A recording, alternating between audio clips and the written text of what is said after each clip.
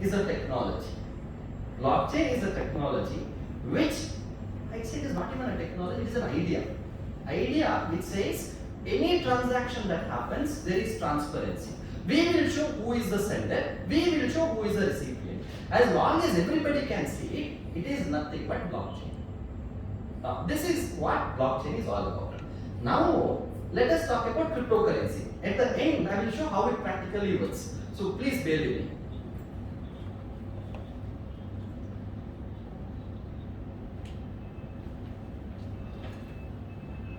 Okay. Now, let us try to understand the concept of cryptocurrency. From where does it really get its value? Now, let us say that this is the book, The White Tiger, which is written by Mr. Adiga. Now, let us say I have a physical copy of book in my hand. A physical copy. Just I want everybody to picturize this. Now, let us say I purchased this book and I paid 900 for this book and I have a physical copy of this book with me. Now, for some reason, I don't want to read this book. So now, I want to give this book to my friend. And I will say, hey, I don't want to read this book. I want to give it to you. Are you willing to buy? Now, hypothetically, let us say she does not bargain for the second-hand price. She is willing to pay me 900 itself. So what I am going to do? I am going to take the money and I am going to transfer my book to her. Now the question is, do I have that book with me? I don't have the book. So when I transfer two things. One is the possession of the book. So book is no more with me, as well as I also transfer the right of the book. So she can do whatever she wants to do with the book. Now in physical world, it is very easy. It is very simple for me to transfer anything. A physical delivery, that's it, done. I give book to her, the book is hers. Now if she decides to sell it to somebody else, again she will take the money, transfer the book to another person. Now, question is, instead of this one physical copy of the book, we know that nowadays we get the e-books, right? Now, let us say that I have, instead of purchasing the actual book, the physical copy of it, I have purchased a soft copy of the book. Okay, the book reads as whitebook.pdf. Now, question is, if I have to give that book to her, will I still have a copy of that book with me? Yes. Yes. So, this is the difference between the physical world as well as the digital world. In physical world, even if I am going to do a Xerox, the photocopy of the book and give it to her, anybody can make out the difference between the original copy and the photocopy, and the photocopy will never have the value of the original book. But when it comes to digital copy, nobody can make out which was the original copy, which is the duplicate copy. Now, let us say I somehow convince her saying that, well, I am going to give a copy of the book to you, you pay 900 rupees to me. Now let us say for once, she gets convinced, she gives that 900 rupees to me. But now, I still have the copy of the book with me. One copy, I will go to my computer, Control C, Control V, copy, paste. I create one more copy, I send it to this. I will say, sir, pay me 900 rupees. Another person. So now, one thing that we need to understand is, in digital era, supply is unlimited of that one particular asset. I can create as many copies as possible. Now the problem is, for once I may think that this idea is worth $1 million. I can make as much as money as I want. But at the same time, it is not just I have a computer which can do Control C, Control V, copy paste. Even her computer also can do it. His computer also can do it. So every one of us are trying to sell that book for 900 rupees. Now there is the competition. So I will say, fine, I am going to sell it at 800 rupees. She will say that she is willing to sell it at 400 rupees. And sir may say that I want to offer it for 10 rupees. So this is the problem when we talk about digital era. Any digital asset can be unlimitedly replicated. Now, first thing is quality won't be deteriorated, is the original quality itself. Duplication is possible and unlimited supply. Now, why am I talking about this is the problem with currencies. Now, if I have 100 rupees note with me, if I give the 100 rupees note to her, the physical possession of money is gone. I don't have that 100 rupees. Now, she wants to give it to somebody else, she will lose the possession of money, somebody else has the possession of that money. Now, Instead of physical money, if I want to do digital money, then the same problem will happen. Now you will say, no, I am using internet banking, I am still able to send, I am using Phone Pay, Google Pay, all those things. But here, one thing that you need to realize is, you are actually not sending the real money. What basically is happening is, you already have deposited your money in the bank, and you are just telling the bank saying that, hey, send my money from my account to this account. That's all it is happening. Now the question is, I want to eliminate the banker. I don't want that banker in middle. Now comes the question, can I have digital money without the banks? Is it possible? No. So with our Indian rupees, the currencies that we have, without the bank's existence, it is impossible for me to send money digitally. So what basically is happening, whenever I am sending 500 rupees to her, all that is happening is banker takes the responsibility of deducting money from my account and crediting the amount to her account. For this, bank will charge some amount of money. Now you will say, no, UPI is free. I understand. But now let us talk about, I have 10,000 rupees here, and I have a cousin of mine who is, studying somewhere in US. Now I want to send this 10,000 rupees to my brother cousin who is studying in US. How do I send it?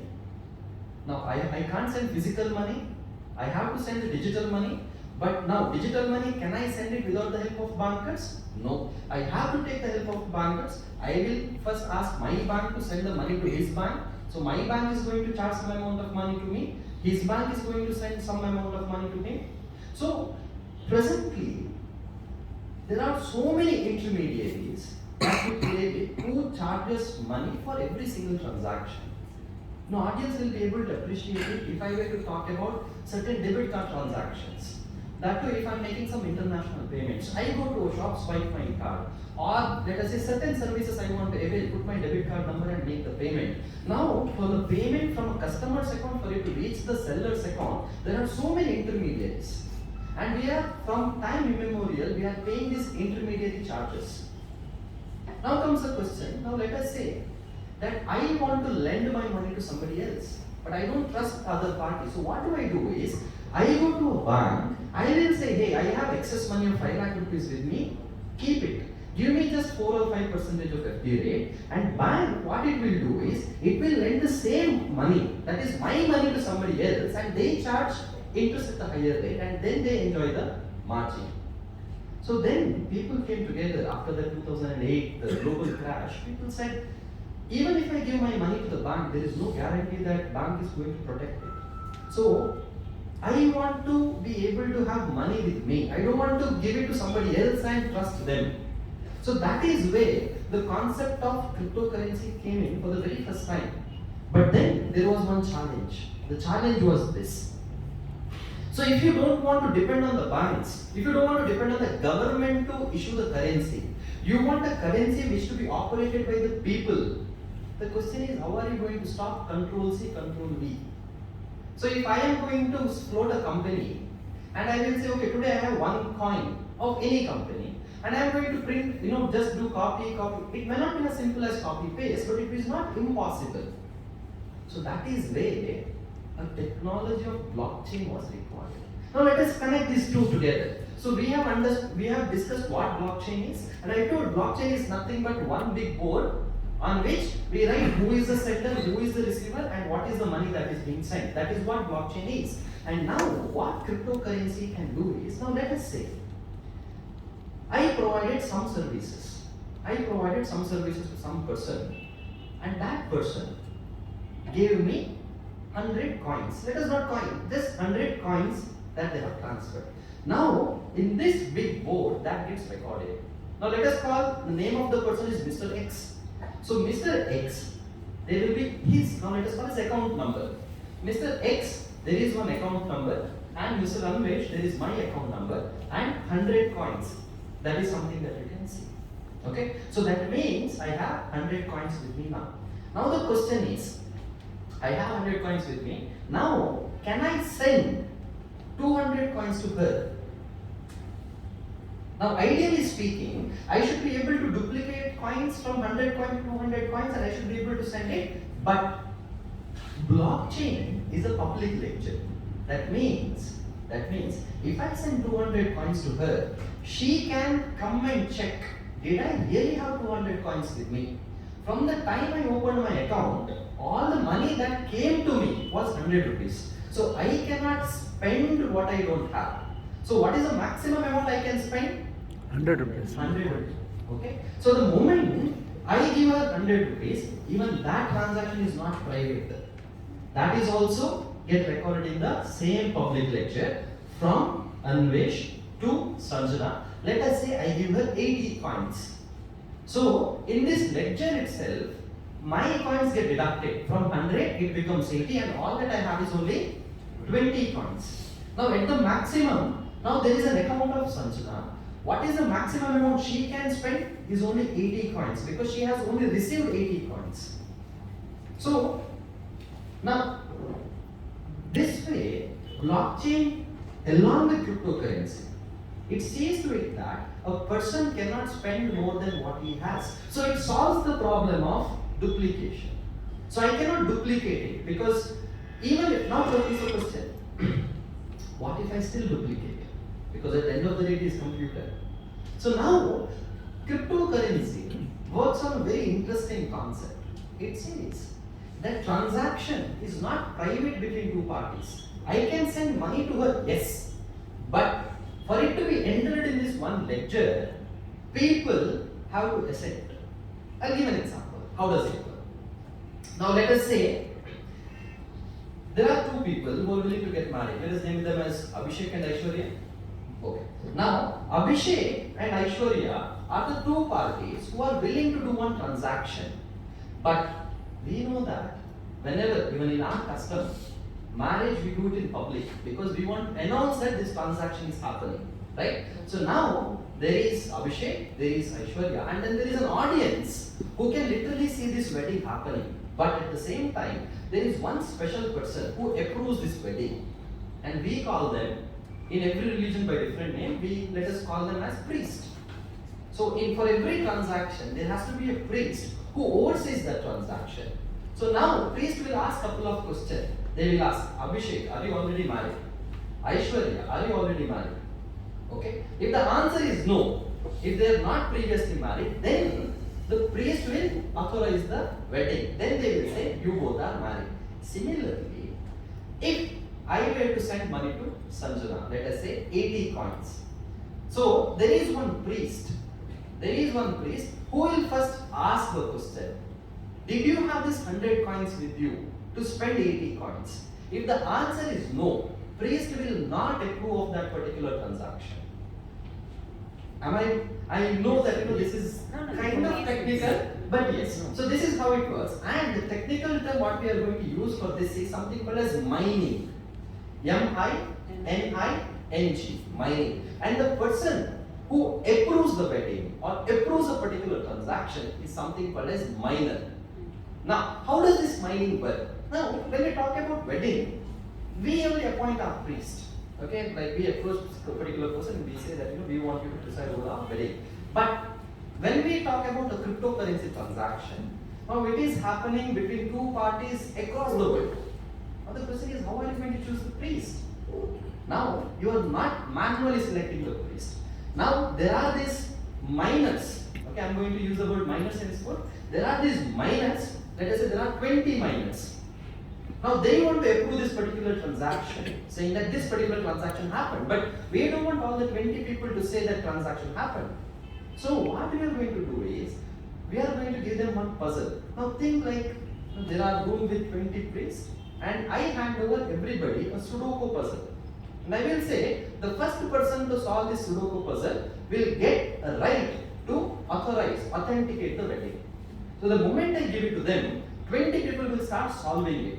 The first person to solve will get the right to approve a particular transaction. Now you may be wondering, why would somebody want to do that particular transaction? That is because he will be paid with certain reward, what we call it as mining charges or mining fees. So if he wins, so it is a zero-sum game. That means it is a competition. Out of 20, there is only one winner, 19 people will lose. But the person who wins will get certain things. For example, in Bitcoin, every time a transaction happens, a person has to authorize that particular transaction. So there are so many miners across the world. Some people in China, Hong Kong, India, all across the world solving this puzzle. The first person to solve this puzzle will get, let us say, 5 bitcoins or 10 bitcoins. Let me not go into the actual numbers. So this is how the entire framework works. So again, quickly recapping whatever we have studied. So in cryptocurrency, why there was a need of cryptocurrency? Because people said that let government not have a sovereignty in issuing the currencies. Let people of the world, let us give ourselves the currency that we want to deal with. Okay? So that is where the ideology, because of the 2008 crash. Then the first cryptocurrency ever to come out was Bitcoin. Somebody, a researcher, somebody called Satoshi Nakamoto, he thought of this idea of combining the concept of blockchain and cryptocurrency. So cryptocurrency is nothing but a programmable currency. I'll tell you what basically this programmable currency in the next couple of minutes. So what basically happens is there will be one ledger. In this ledger, I'll be able to see who is sending money to whom. Now, a lot of people ask me this question. Well, if it is a public ledger, if everybody can see what is happening, what about my privacy? So, Bitcoin. And some of the people think that anything that I do in cryptocurrency is invisible. Nobody gets to know what I'm doing. So here is a small bit buster, that is a transaction in cryptocurrency is something called as pseudonymous. Now what is this pseudonymous? Instead of your name, one number will be written. Just your name will be replaced with your account number. So it is humanly impossible to find out from that account number who you are. Only you will know who you are. Okay? So it is not like an email ID where somebody can read your email ID and figure out who this person is. Okay? Now I want to, for a minute, I want to show you how blockchain actually looks like in real life. So just remember, there is from, there is to, and then there is particular value of this currency. There is a date of transaction that is happening. Okay? Now, one more small aspect which I want to introduce you is something called as block. Block is nothing but one book. Now, it is not that for every transaction the person is signing. It becomes, let us say there is 1000 transactions. For 1000 signing, 1000 puzzle solving, it is a lot of energy consuming activity. So, they said, well, we have books, the normal books. So in one book we can fit in, let's say, 100 journal entries. Now 100 journal entries we pass, we say this is one book. For one book, one person will sign and he will keep it on the table, let us say. And above it, we take another book, all the transactions will be written, and one person will authorize, he will check all the transactions, he will put his signature, it is kept. So there is one book, above another book, and so there is book. We don't call them as book, rather than we call it as blocks. Every book is called as a block, and then there is a chain of books. Now why I call it as chain is, you can't take one book and say, I want to destroy this. The question is, why can't I destroy this? Because in computer, we know that everything can just right click, delete, is gone. The answer is, blockchain is something called as distributed. It is a public ledger, yes, but it is a distributed public ledger. Now what is distributed public ledger? Think of a WhatsApp group. We all are part of some or the other family groups, WhatsApp groups. So now, one fine morning, I get up and I say good morning in that family group. Now the question is, whether that message is only in my phone or in all, like let us say you all are part of my family group, whether the message is in everybody's phone. In everybody's phone. Now let us say she does not like me for some reason and she wants to delete that message. Now she has deleted the message. Now the question is, if she has deleted the message, can she claim that I never sent good morning in the group? No, why not? Because the copy of that message is stored in everybody's device. So this is something called as distributed system. That means data is not stored in one computer. A same copy, the copy of the same data is stored in 50 different computers. So even if one person were to delete one particular transaction, it will still be not deleted because the copy of the same is kept across the computers. Now when I'm talking about this WhatsApp group, I may be talking about 100 mobile phones. But when I'm talking about a blockchain system like Bitcoin, data is copied over lakhs of devices. So even if you delete from one computer, another computer, even if you have one computer, two computer, it is literally impossible to hack the blockchain because data never sits in one computer. What data I'm talking about? The data of these books. So you can directly delete one transaction, you can't delete any book or the whole block. Now I'll quickly take you through how does it look in real life.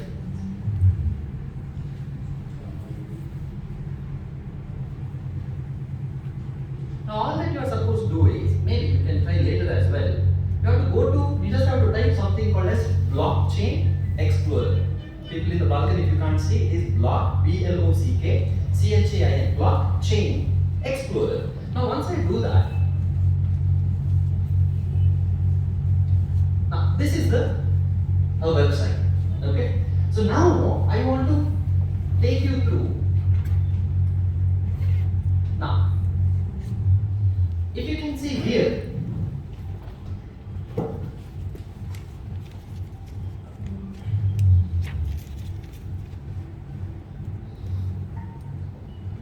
now if you look at here, it says it's the latest transactions, okay? And if members can't see here, I want to try it in your mobile phone, okay? Now there is something called as latest transaction, and if you can see here, this is changing constantly. Okay, so this is not a static record, it's a dynamic record. Now what is this record? Across the world, whoever is sending money to whoever they want to, it is not a private transaction. We can see here. I will show how does each transaction look like. Now here, you can see something called as 7,30,032, a number. Okay, now this is something called as a block. Now, here, this is the number of the book, the number of the block. And here you see what is the mind. You see a word, something called as mind. Mind means it was authorized. Minor is a person, the priest I said. So this particular transaction was authorized before 20 minutes. Okay. Now, and they say the name of the minor, the name of that priest who did it is somebody called as F2P or F2 pool. Now, these are the people across the globe who have huge computers, because it is not a Sudoku puzzle which you literally do, 9 by 9. No, it is a huge mathematical question which they solve. Human, it is impossible to do it. They use machines to do it. So these are the people who will get the reward. Now, when I click on that particular block,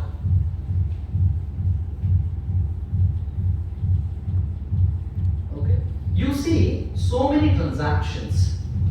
Now,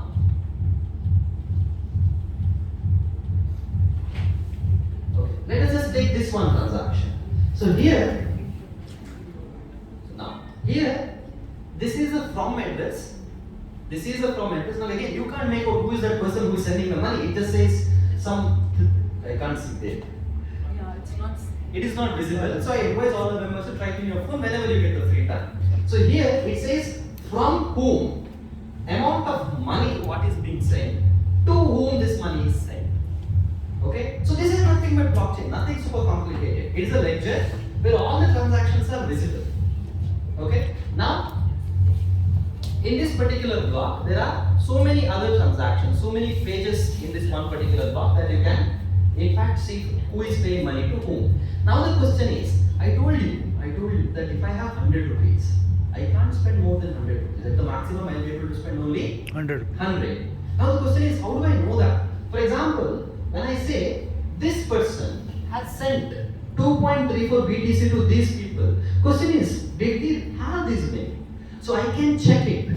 So everything is transparent. The moment I check on his address, his account number, all the transaction he ever made from the beginning of the time, I get the track of those transactions. So it is like you being able to check, if I have 100 rupees, if I had 100 rupees, who paid me 100 rupees? Mr. X. Who paid Mr. X 100 rupees? And so on. So from the beginning, I get to understand the track of the transactions. So that is where blockchain along with cryptocurrencies ensures that there is no duplication, there is no unlimited supply of money. So this is the basic idea of cryptocurrency and blockchain. Before I proceed further, I want to take if there is any questions from the audience. Originally, the first person who lent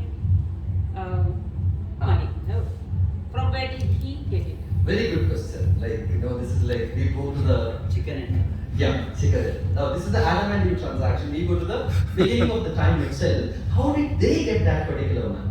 Now let me just talk about Bitcoin. Now here there is a system in which currencies get generated. It is not that on day one there were 10 lakh coins. No, on day one the software itself created a couple of coins. In fact, I can go to that first block and I can, because even that block is there. So what basically happened is how bitcoins get created. That is where miners come into picture. Okay? So it is something like this. Imagine that there is somebody who is there is a creator. Okay? Now creator will not directly give money to people. Let us say creator only gives money to the priests. And the only priest can bring money to circulation. Now this is the fundamental understanding they are supposed to have. So the first currency, let us say, first they created 100 bitcoins. Now she sent me 100 bitcoins. Now, is this transaction valid? No, the transaction is not valid without the approval of the priest. Now, the moment priest approved the transaction, the creator gave the priest 50 bitcoins. So now in total circulation we have how many coins? 150. Now I gave to her 100 coins. Now if she gives out of that 100, 30 coins to somebody else, again that transaction is incomplete without the signature of the priest. So the moment priest signs that, again he gets 50 more coins. So that way, when Bitcoin started way back in 2011, for every signature, people would get 50 Bitcoins. Then, after a couple of years, that was cut down to 25 Bitcoin per transaction. Then it was cut down to 12 Bitcoins per transaction. Now it is 6.25, what is presently. So the reward goes on coming down and down, but the value of BTC goes on increasing. So initially, I may get 50 bitcoins, but the value of each bitcoin was, let us say, 1,000 rupees. So in real term, that was just 50,000 rupees what I would earn. But then, today, though I am earning the 6 bitcoins, the value of each bitcoin is around 40 lakh rupees, roughly. So 6 bitcoin means for every transaction for me to authorize, it is 6 into 40 lakhs, around 2.5 crore of money that I am earning. Now you may say it is easy money. No, the competition is ruthless. There are so many people using so much of sophisticated machineries worth crores of rupees to solve this particular sum. So, and again I said, this is a zero-sum game. One person wins out of 500 people. So it is more of a lucky draw that happens. Yes. So I hope that I answered that question. Now, how does that first Bitcoin come? From the software itself, the first money will come to these miners as a mining fees. who is the person from whom the first coin? Correct. So what basically happens is, this is an open source software. So what is an open source software? See, open source software means, now if I am a company like Microsoft, I want my software to be proprietary. I don't want anybody to know how did I create that software. I want to have the trade secrets with me. I just want to give you a copy or a license of my software. I don't want to tell what are the codes I have written. But when we talk about open source, it is not like that. A group of people come together, they build one software, and then they write all the rules of how this software will function in that software itself, and then nobody can change what is there. Now this is something called as open source. So Bitcoin, the framework what they work is on an open source framework where they have written that every time a transaction happens for the initial couple of years, 50 coins will be created from the software. It is not a person creating and giving, from the software, and it will be given to the people who are solving that particular puzzle. So this is how a coin gets created. Yes. Yes, sir. Tomorrow, for any reason, regulator picks up the one sender's number of 25 digits and has a receiver's number also. Who provides the details? System. Okay. System. There is now the question is, Senders and buyers. so I said this is pseudonymous. Now what is this pseudonymous? Pseudonymous basically means there is no human way to, from this address, for anybody to find out who the sender is. That does not make you anonymous and tell you why. Now as a technology, this was supposed to be P2P, that is peer to peer. But people started using this as some commodity, like some similar to stock market. People started purchasing and selling it. So now what we have is, we have an exchange. Okay. Now, let me just break it down in more simple terms. Let us say I have 100 rupees cash with me. I give 100 rupees to her. And it is a very private transaction. Can somebody get to know that I gave 100 rupees to her? Now imagine they are not in this auditorium, somewhere in private I'm giving, nobody gets to know. Okay? So Bitcoin was supposed to be like a P2P transaction where I am giving money to her. It is getting recorded there. But my identity nor her identity is known to anybody else. But now the problem is people started trading in it. Now, trading, I want to sell my 100 coins, but I don't have a ready buyer. So what I do is, I go to an exchange and I will tell the exchange, hey, will you help me to sell my 100 coins? Now, this exchange is a company which is registered under Companies Act 2013 of India. So that government says, before you open anybody's account, take all the KYC documents. So he will take all your KYC documents. At the same time, there is a buyer who wants to buy. Exchange will take KYC document from them as well. Then it just doesn't end there. Then he will say, don't send money directly from your account to his account. First, you transfer your money to me, then I will transfer money to him. So it is typically like bank, where they will say, give your money, then we will transfer. So in exchanges, if you are doing any transaction, people can track you. So if people still say that, you know, I'm doing in WazirX, I'm doing there, I purchase some amount of money, I'm not paying tax because government does not know. No, you're wrong. Government knows, but it is just the government is taking its own sweet time to serve you a notice. Oh. Yes. Now, when I purchase stocks, when I purchase 10 stocks of Tata Motors, I know there is a land or there is a asset or a intrinsic value. Here, here, if there are 100 coins, what is the value back behind? The intrinsic value. I got your the question. intrinsic value. Okay. Now let me be very honest. There is no intrinsic value for cryptocurrency. There is absolutely zero intrinsic value. Now when we talk about a country printing any currencies, it has an intrinsic value. That is, it's right to collect taxes from people. Maybe old days when we had gold reserve standard, where we would deposit enough number of gold, then we would print the currency. Then later we discontinued that practice. Now, whenever a country prints any amount of currency, it is backed by its power to collect taxes from people. But when we talk about cryptocurrency, absolutely nothing. Tomorrow you can print your own cryptocurrency. You can say this is how coins will be created. For every miner, the software should give 100 coins, 200 coins. You're free to do that. Then comes the question, then what is this 30 lakh, 40 lakh, 4 lakh, 5 lakh rupees? That is. Now I was told, for a transaction to happen, there has to be these miners who spends crores of rupees on their machinery, that electricity, and a lot of electricity is being spent on processing every transaction, solving that puzzle. So some people say that to put one signature, let us say, put to one signature for so many transactions, the cost that we have to incur, let us say, is 50,000 rupees. Then whatever the currency out there is there, let us say there are 1,000 currencies out there, and 50,000 is the cost already incurred to sign one transaction. Then what they do is 50,000 divided by 1,000 coins. So every coin's intrinsic value is 50 rupees. Now if you ask me fundamentally that is correct, I will say no. So in simple word, it is just popularity which plays the role. Means you mean to say there is no backup, there is nothing, no asset, Zero. nothing. There is nothing. So when the madness covers, the show covers. Ends. Now the question is it really a bubble?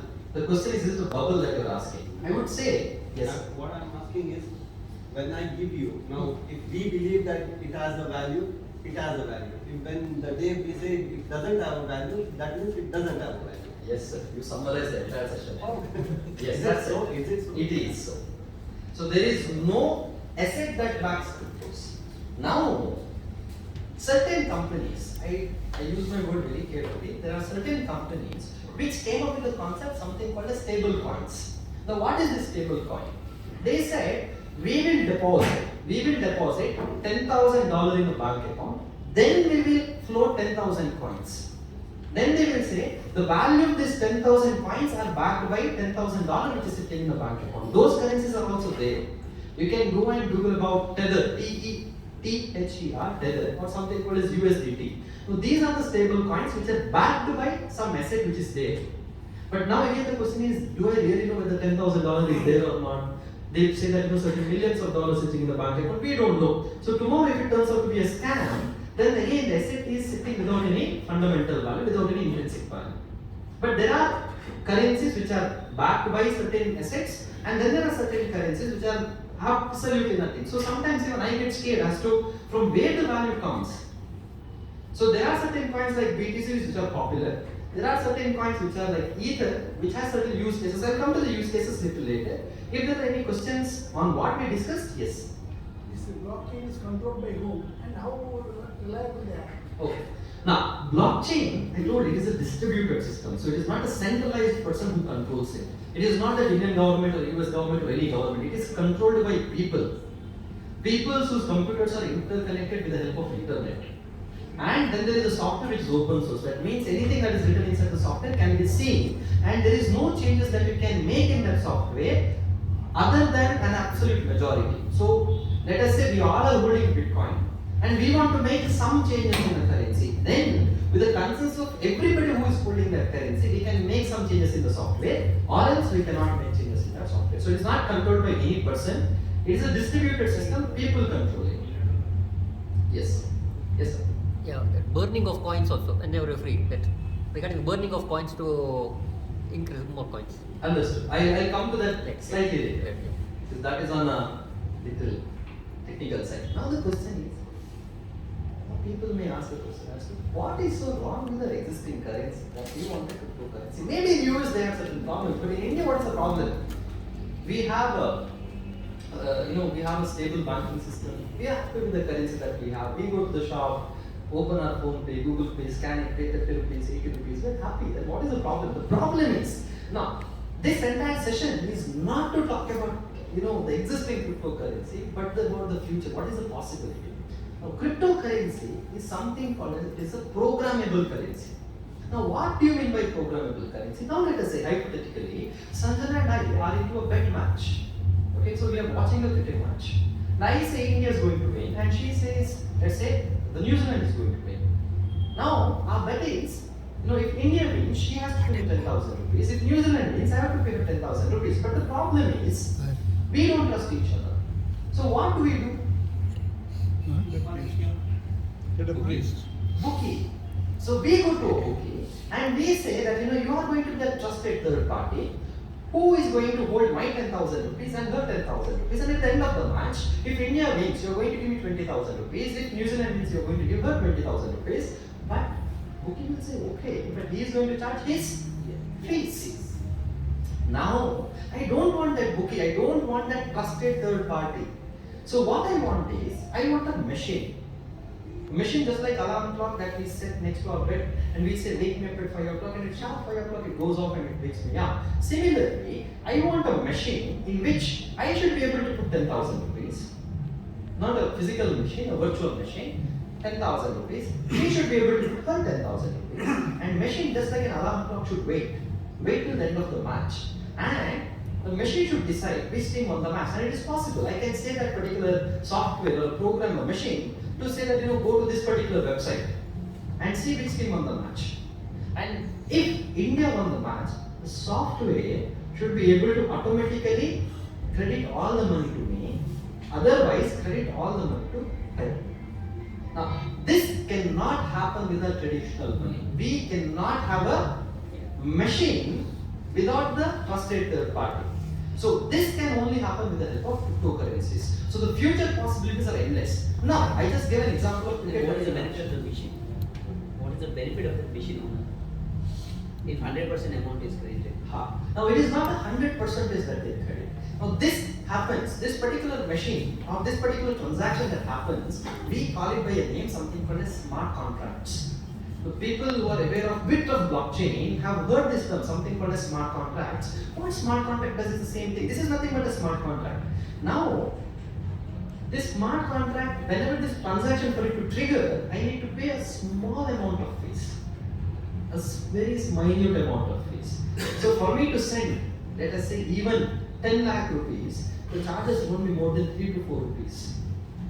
So when we talk about a trusted third party, who will cut in certain percentage, may take 2 or 3 percentages of the transaction to 4 or 5 rupees per transaction, there is a huge difference. And at the same time, now when we talk about import and export transactions, we are well aware of the fact that LCs. So if I'm an importer here, purchasing from somebody who is there in Australia, I don't trust the person who is in Australia to send me the goods. Similarly, he does not trust me to pay him the money. So what we do is, I go to my banker here, he goes to his banker there, and our bankers promises each other saying that we will ensure that this transaction happens, for which I have to pay my banker certain amount of percentage, he has to pay his banker certain percentage. But smart contract in future is going to eliminate the concept of these LCs, these bankers. So it is going to be a contract which will ensure that the moment the bill of entry is filed, just like the software is able to see who won the match, the software will be able to see from the certain government website if the bill of entry is filed, the bill of entry is filed for home consumption or not, the software will be triggered and the money will go to the sender. So the entire concept of blockchain, entire concept of cryptocurrency is with the fundamental idea that we don't want to rely on trusted third parties, just like bankers or an insurance company. We want to trust the contracts which will execute on itself, so that the money, if I'm supposed to get the money, software should ensure that I get the money. So that programmable money, and again I would use this word so that if there is one takeaway from this particular session, I want to be this, that cryptocurrency is nothing but a programmable money. So in future, so many transactions will happen on the basis of this programmable money, for example, insurance. Now, we are well aware of all these insurance companies where I give insurance premium, but when certain transaction happens, when an accident happens, when a death happens, or when some certain disaster happens, insurance company will say, we are not going to pay you money because of X, Y, Z, so many reasons, so many terms and conditions hidden. But when we talk about smart contract, it is a contract which is posted on a blockchain. That means I can see it, insurance company can see it, people can see it. People can see what are the clauses. You can't add a clause, you can't remove a clause because it is there in the blockchain. You can't alter it because it is there in the blockchain. It is backed by, so whenever I pay money, I pay in terms of cryptocurrency. All the money of the insurance company will be kept in an escrow account, which again is a cryptocurrency. Now he can withdraw the money. As soon as a triggering event happens, somebody gets hospitalized, a flight gets delayed, or a flight gets cancelled, the money has to happen. Software will identify by its own and it will credit money to my account. So this is the entire concept of cryptocurrencies and blockchain. Questions? Yeah, as you told now, we deposit our money into the banks. Banks lend it to others. That is where the bank makes money. Okay. So now I already invested in crypto. So there is something called staking. Yes. Which banks, wherein when I stake my coins, I get 30%. Some gives me 110% returns. So when I don't keep my FDs, when I stake it. So don't you think in the going further, when all the people comes to know about the staking part, so don't you think the entire banking system is going to collapse in the future? And will the government allow that entire banking system to get collapsed? Okay. Now for the benefit of everybody, what is staking? Staking is simply put, personal finance. I don't want to put my money in bank. If I have 5 lakh rupees, I want to give it to sir. So instead, now if he goes and asks money from the bank, let us say bank charges 10% interest. For me, banks give 6% interest. So I will say, fine, I will directly give money to you, you pay me 8%. I will earn 2%, he will say 2%. Now, when we talk about different jurisdictions, we will not talk about India alone. Let us talk about Japan, okay, where there is a negative interest. Let us talk about UK, where the interest rate is as low as 1 or 2%. If somebody from US or somebody from Japan wants to lend money to me, with our traditional currencies it is not possible because so much of restrictions is placed by FEMA. But the moment he converts his currency from a normal traditional currency to a cryptocurrency, he becomes borderless. From there he can directly lend money to me, I can use that money in my business and I can repay money back to him.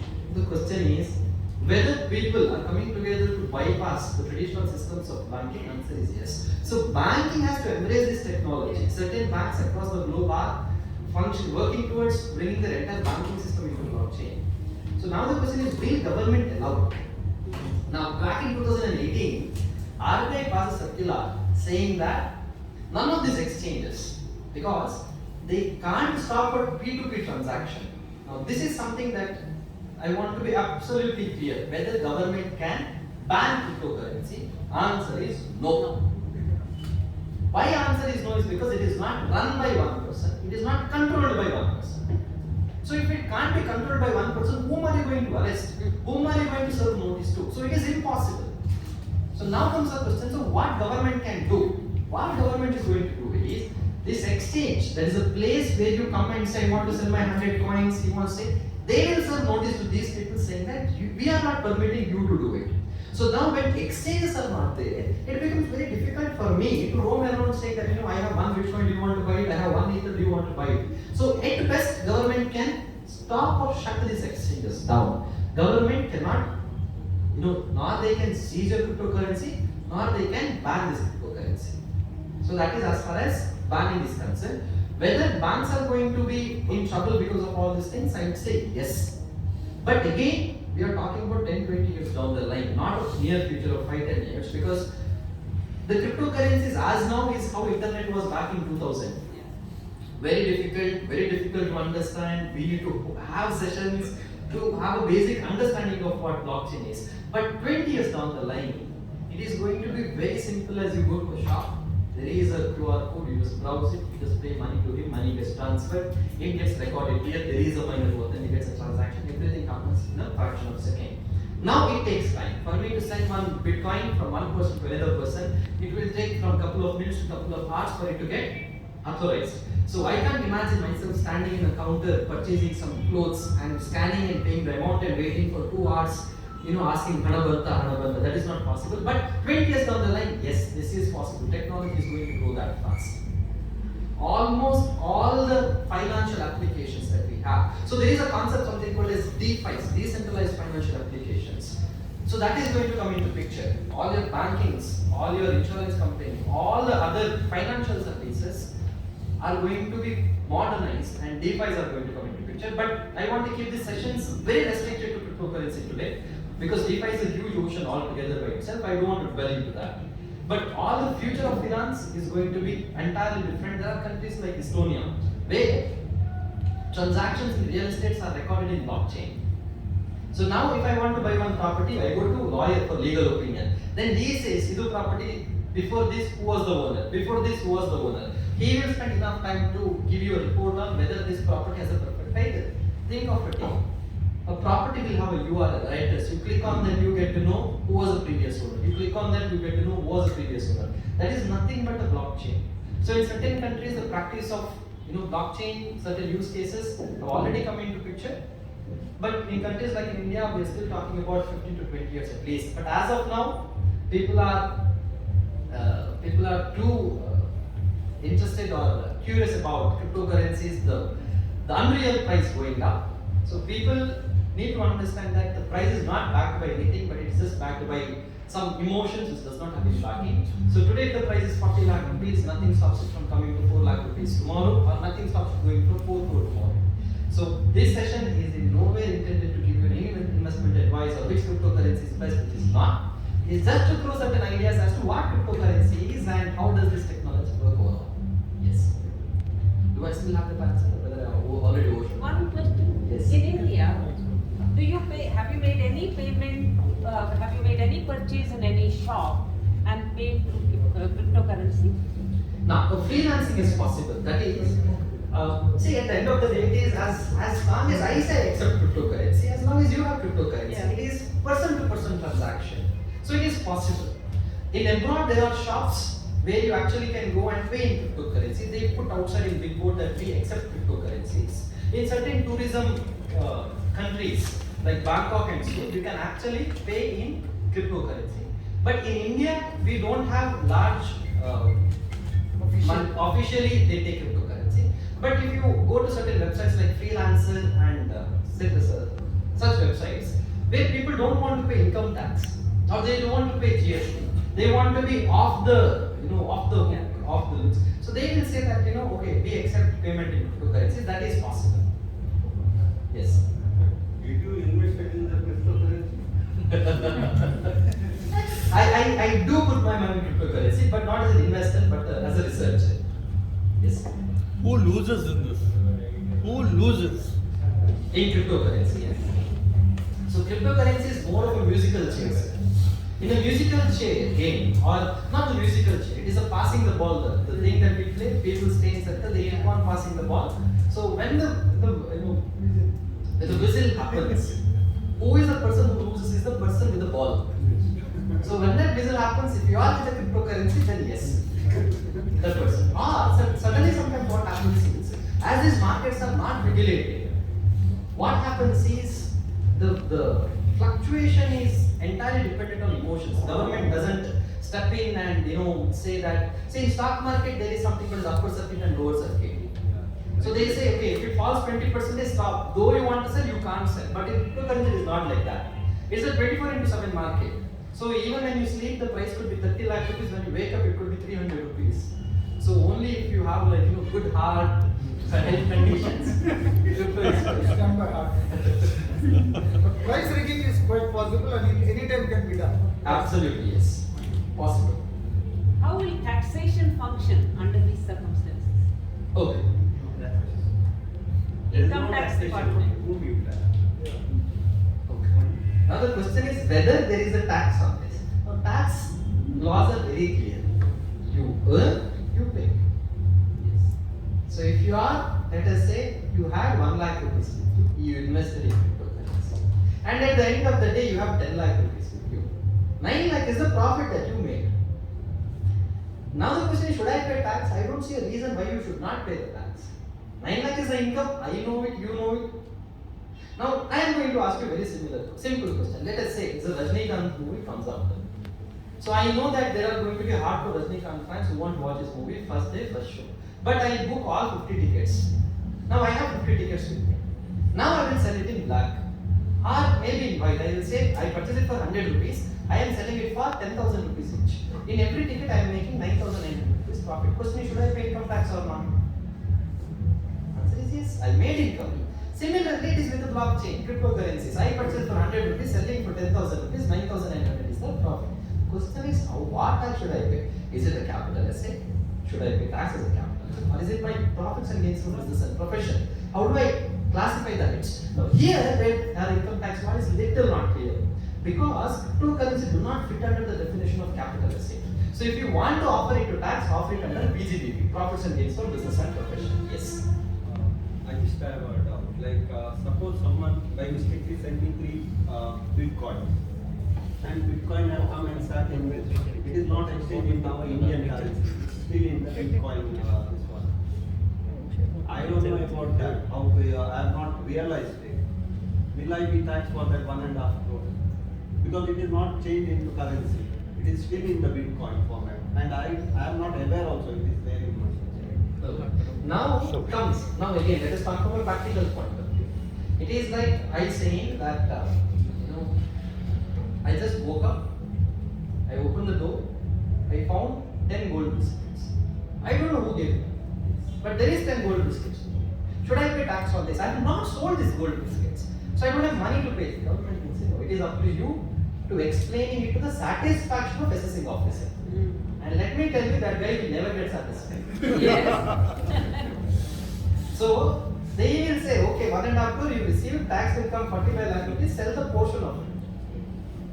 Yes, he will do that and pay the tax. So only, yes, before I take the question, 2 things are taken, then taxes. Tax is this. Yes. How safe is cryptocurrency compared to traditional currency? Okay. Or foolproof? Okay. Now let us talk about our traditional currency. We all have a debit card with us. The debit card, on the surface of it, on the face of it, it has a 16-digit number, and then we have year. Then at the back of it we have a CVV number.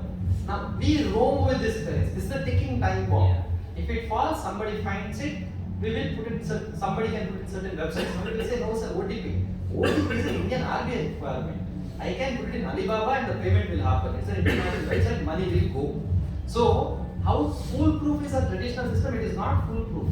Every time I go to a petrol bunk, I hand over that card to the petrol bunk guy, thinking that he will not look at my number and he will not remember my number. I go to a hotel, I give the card to him, thinking that he is not going to remember and decide the number.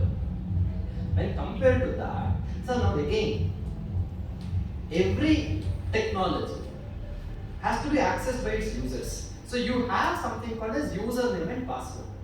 So if username and password of your internet banking is known to somebody, he will take money from you. If your username and password of digital currency is known to somebody, he will take money from you. Now username could be lengthier or shorter. There is something called a stateless. There is not any technicality. As long as you write down somewhere in your diary, you write down somewhere in your computer, somewhere in your phone, people can copy it, and your money will be at risk. Yes. No, okay, compared to that traditional currency, okay, you have told that loophole. But whether the cryptocurrency is safe or secure, if It it's is. safe or secure, how strictly manipulated that? Okay. Second now. Now, is it secure? And if I'm not going to talk from whether its value is justified, I'm only going to talk about is it secured or not. It is secured because the transaction is stored in a public ledger. Now, public ledger is not controlled by one person. It is controlled by millions of people. Now, for me, if I were to literally hack a system, then I should have half the computer. So let us say there are 100 people in the room. I cannot have just one computer and change or manipulate anything. I should be able to have 51 systems to get a transaction in favor of me. Only then it happens. So now from 2011, this is 2021, so we are into 10 years into cryptocurrency, there has not been only one case of Bitcoin being hacked. Now we will see in newspapers something getting hacked. What is that getting hacked? These exchanges. Now exchanges, what do? They say, give me your money, I will open an account for you with me over the internet and I will store your details over the internet. So it is because of these exchange people who are not careful enough, your ID passwords gets leaked. It is not that the system gets hacked. As when the people know your ID password, they can take your money. But technology-wise, it is much more secure than our normal internet banking. What Shriki did is this one, exchange hacking. Yes.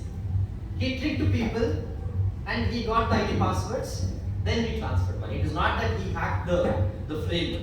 It is impossible. Yes, sir. Yeah, without Binance and WazirX, how can I have my bitcoins in my Sing wallet? It is a P2P transaction. Now, Okay. You can go to a website, something called as bit address. BITADDRESS, bit address. So you create your account number. Okay, there is a website through which you can actually create a number of yours. So that is just like your email ID. That is only known to you. Now, if I have one coin, you can ask it to transfer one coin to you. So from my address, I will transfer to your address. It is not an exchange. There are certain applications I can use to send money from my wallet to your wallet. So it is off the exchange transaction. So it will sit in your address. That's it. It So is that off. can't be tracked by IT people. No. Any ordinary person can create cryptocurrency. Yes. There are so many websites. You can go to GitHub. You can see, you just have to spend 15,000-20,000 rupees. You can create your own currency. Who is giving this mathematics to the miners? Who is that? Then, mathematics. The For miners were solving this particular Yeah, thing. yeah. Now, what miners basically are doing is they're just guessing a number. If I have to explain what mining basically do is, I could have shown, but this system is not visible. That is the problem. So here what happens is, so one puzzle, just imagine one puzzle and it has one answer. It has just one answer for that one puzzle. Just like think like one equation, the answer is let us say 32,500. That is the answer for that particular question. Now, there is no way you can manually solve this number, solve this particular sum. All that you can do is you are supposed to start guessing. It is nothing but a guesswork. So I will say 1, machine will say no, wrong answer. 2, no. 3, no. 4, no. So people all over the world are randomly guessing a number. There is nobody solving that number. So the first person to guess the number correctly is the person who finds the answer. That's it. Yes, but It sounds simple, but the number runs in crores together. So then guessing, you have to guess in that speed. Yes. So it is guesswork, no solving thing. So this And crypto. who is giving the reward to them? Four Bitcoin for The software itself. Ah. Yes. This cryptocurrency so far they are started in foreign countries. Ah. So is there any plan Indians are going to start this? There are some rumors or news. In India also Indian people Now, starting. there are certain rumors as to Indian government wants to start their own cryptocurrency. Possible? It is now again. That is again. See, what government wants to do is they want to have a centralized currency. Control.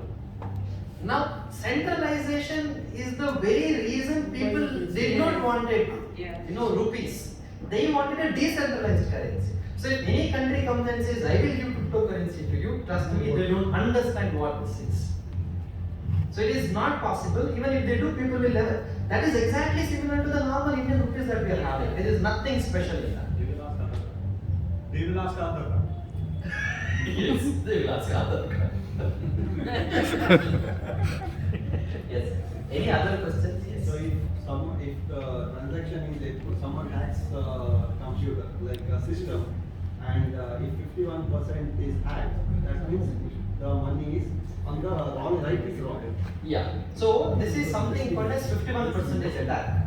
That is the exact word which is used. Okay. So when 51% attack happens, they get the power to manipulate the records. Not that I can change everything. That for one transaction I can change. Yes, I can do that. Isn't it virtual currency? Isn't it virtual currency? Isn't it a real currency? It is virtual. So normally in internet we So see how can they tax virtual currency? I understand. Now, is your question about how? No, about it is not about how it is a virtual currency. Question should be that why I should not pay tax. Government will come up with means. As of now, the law that stands today, the law is not clear because the lawmakers back in those days when they wrote the Income Tax Act, they could not even fathom the idea of something like cryptocurrency, where people themselves out of thin air creates an asset, they start selling it and then they say this of some value. But if you think about it, it is something like a painting of from nothing but one A4 sheet. You paint a portrait. I say it is valued 50,000 rupees. Now, it need not be on physical paper. Maybe I open my computer, Microsoft Paint that I open, I paint a virtual painting there, I sell it to somebody else. As long as somebody else is sending money to me, government will say that is your income, pay tax on this. As simple as that. It could be virtual, it could be real, it could be anything. Government says if money is coming, it has to be the loan, it has to be the income. Give them also virtual currency. Paying Bitcoin. I'll give you virtual. I'll give you virtual. If they accept it. Right. Now, as far as traceability is concerned, as on date, government does not have enough tools. It is very difficult for them to trace your transaction. But we should also think that when the money is huge, when government knows the tax is going to be huge, 4 years down the line, 5 years down the line, they can do an assessment up to 10 years. So in 2028, you will be given with the notice saying that remember in 2021, you did some transaction, pay tax. Tax, interest, penalty. Yes, that is something that they should Where they will attach? If the where they will attach? Currency is virtual, sir, but we are here. If he doesn't have anything, Huh? You're taxing and no plans to taxing come the back. income. You're taxing the income. Income is virtual. So you Correct. can't tax me. You tax the money used to come. So now, simple thing. Government came up with, now I believe members are already aware, the government came up with a section, a draconian section, something called as 194N. That's a tedious section. Earlier, if I had 1 crore rupees in my bank account, I could easily withdraw my money because it is my money. There is no concept of income. Government went ahead and said, if you are drawing money from your own account, still pay 2% is tedious. Your money from your bank account, 2% tedious goes. When government does not want to leave you, even when you explain they want to tax it, it is just that government that we are expecting that is not there as of now. That that will not tax virtual currencies. They will come up with laws. Question is whom they will attach. They may not be able to attach your. Now again, they can send notice to your Exchanges. If you're dealing in exchanges, they will serve notice to your exchange. Because in exchange, what happens is the money is never with you. You first transfer money to the exchange, then you deal. So it is a hot wallet that you deal with. You transfer your coin to them. They have the coin, they will attach that. Then do I really want to exchange? I can, without exchange also I can. You can. But the question is, how are you going to find the buyer? It's like stock market. You have 20,000 shares of this MRPL, or you have 10 shares of some MRF. Where are you going to find the buyer? If you can find, you can put in the newspaper. If you get the people, well and good. See, in case if I know you have a Bitcoin and I want to transfer you. You can, and nobody will get to know. As long as you pay in cash. If you pay in bank transfer again, SFT, Statement of Financial Transaction, you will be served with the notice, I will be served with the notice. Government has already got an experience of losing its revenue as of now. Taxation on account of these bitcoins. Yeah, they are aware. That is where they are. They already failed. Once they wanted to ban it, now they want to regulate it. Whether they ban it or regulate it, as long as they know that people are earning income out of that, they want to collect tax from that. Until they convert it to Indian rupees, we need not pay income tax. So my simple question is something like this. I have an asset, let us say I have silver worth rupees of 50,000.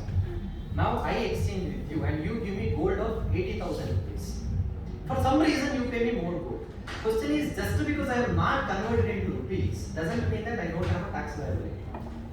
I give my house of, let us say, 50 lakh rupees. I get another house of 2 crore rupees. Can I say that, nothing I received in cash? Government will say no, remaining 1.5 crore rupees, offer it to tax. That is your income.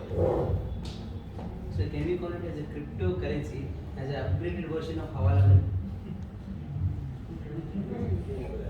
Yes, no, sir. Okay. Because earlier, just 10-20 years before, it was Hawala. Right now, we can do cash to cash transaction. Just similar like to Hawala money. It was uneducated. Not Only educated. Again, I am not defending a technology. I am just saying that actual use cases are meant to be something else that we are not doing now. Now people are using it for Hawala. Now people are using it for something else. But again, Hawala is what people choose to do with that money. Hawala people have done it even before, when crypto was not existing, people would still do it. It is the same people using a different mode altogether.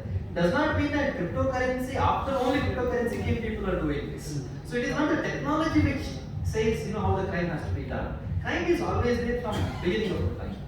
However, there is a guarantee that 10 crores has been given here, we will get 10 crores. But here, when you get the money, there is no guarantee that 10 crores will be given there. The coins will be that only, but the value will Very be little less. It may be 5 crores. correct. That time you want stable coins. But here the commission will be more in Hawala. Yes. There is a difference. In Hawala, there is a trusted third party, TTPs. Blockchain tries to take that off and make transaction person to person. Yes. Any other questions?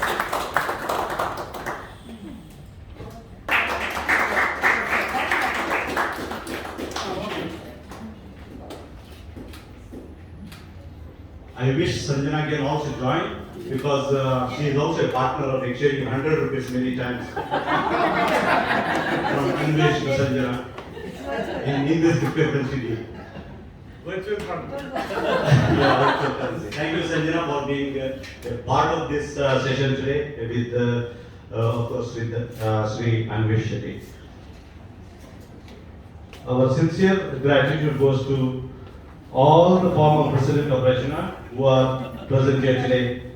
Thanks to our governing body members who have attended today's program. We thank all the Rajana members present here and taking time out on a working day to attend this meeting today. I wish to thank our governing body members and particularly Mr. Luis Pinto for taking care of all the arrangements and also the sumptuous high tea provided today.